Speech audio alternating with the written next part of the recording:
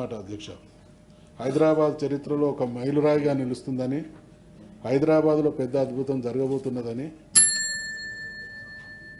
ముఖ్యమంత్రి గారు మంత్రుల మాటల ద్వారా అర్థమవుతోంది అధ్యక్ష.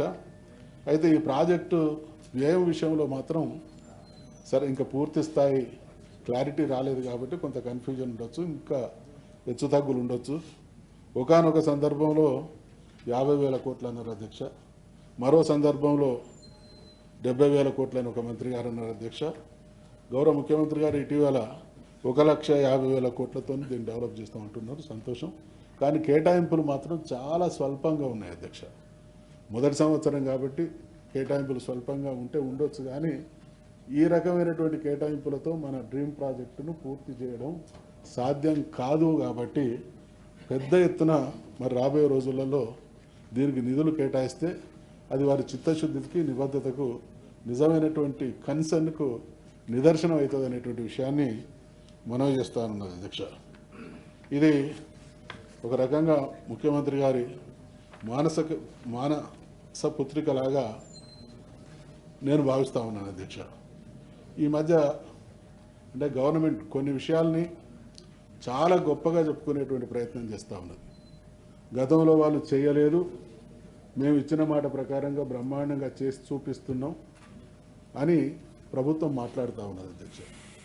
ఈ అంశాన్ని నేను దేని దృష్టిలో పెట్టుకొని మాట్లాడుతూ ఉన్నా అంటే, ఉద్యోగులకు మొదటి తారీఖున ఉద్యోగాలు ఇస్తున్నాం, జీతాలు ఇస్తున్నాం అనేటువంటి విషయంలో ఉద్యోగులకు, ప్రభుత్వ ఉద్యోగులకు ఇస్తున్నటువంటి మాటతో పాటు చాలామందికి మొదటి తారీఖులో ఉద్యోగాలు రావడం లేదని మా దృష్టికి అనేక సందర్భాల్లో తీసుకొస్తూ ఉన్నారు అధ్యక్ష.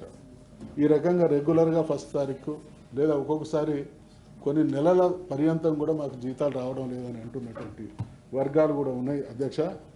ఏ రకంగానైతే ప్రభుత్వ ఉద్యోగులకు మొదటి తారీఖున జీతాలు ఇస్తూ ఉన్నారో, ఈరోజు నేను పేర్కొంటున్నటువంటి ఈ వర్గాలకు కూడా అదే రకంగా ఇచ్చి ఆదుకోవడం ద్వారా మీరు ఇచ్చినటువంటి మాటకు సంపూర్ణమైనటువంటి న్యాయం చేస్తారనేటువంటి ఆశాభావంతో ఆ రంగాల వారిని మీ ద్వారా సభ దృష్టికి తీసుకొస్తున్న అధ్యక్ష.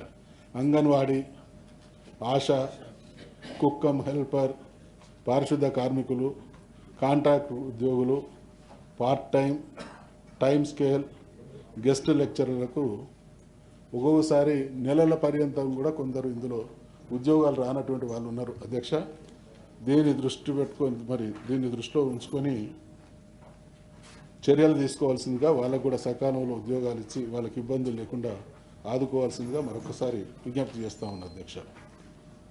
మరి గతంలో విద్యారంగం విషయంలో ఈ ప్రభుత్వం ప్రతి మండలానికి అధునాతనమైన సౌకర్యాలతో, అంతర్జాతీయ ప్రమాణాలతో కూడిన ఉన్నత పాఠశాలను ఏర్పాటు చేస్తామన్నారు అధ్యక్ష. దీనికి సంబంధించినటువంటి ప్రోగ్రెస్ ఏమైనా ఉన్నదా, అసలు మొదలైనయా, ఎన్నైనాయి, మన అవసరాలు ఎన్ని, మన కమిట్మెంట్ ప్రకారం ఇవ్వాల్సినటువంటి సంఖ్య ఎంత, ఎన్ని ప్రారంభమైనాయి, దానికి నిధుల కేటాయింపు ఏ రకంగా ఉన్నదనేటువంటి విషయంలో కూడా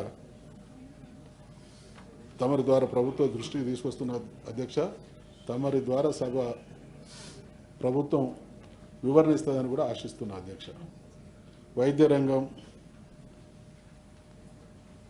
ప్రభుత్వం చెప్పిన విధంగా వైద్య రంగానికి కేటాయింపులు జరగలేదు అధ్యక్ష. వైద్య రంగానికి ప్రభుత్వం ఇచ్చినటువంటి మాట ఏంటంటే కేటాయింపులు డబుల్ చేస్తామన్నారు అధ్యక్ష. కానీ కేటాయించింది 11,468 కోట్లు మాత్రమే అధ్యక్ష. గతంలో బీఆర్ఎస్ ప్రభుత్వం చివరిసారిగా 12,161 కోట్లు కేటాయించింది అధ్యక్ష. ఈసారి దాన్ని డబుల్ చేస్తామన్నారు. ఆ డబుల్ చేసినటువంటి దాఖలా మాత్రం లేదనేటువంటి విషయాన్ని తమరి దృష్టికి తీసుకొస్తామన్నారు అధ్యక్ష. బీసీ సంక్షేమం కోసం మేము ప్రత్యేకంగా శ్రద్ధ వహిస్తాం. సమాజంలో సగానికి పైగా జనాభా కలిగినటువంటి బీసీ వర్గాలకు మా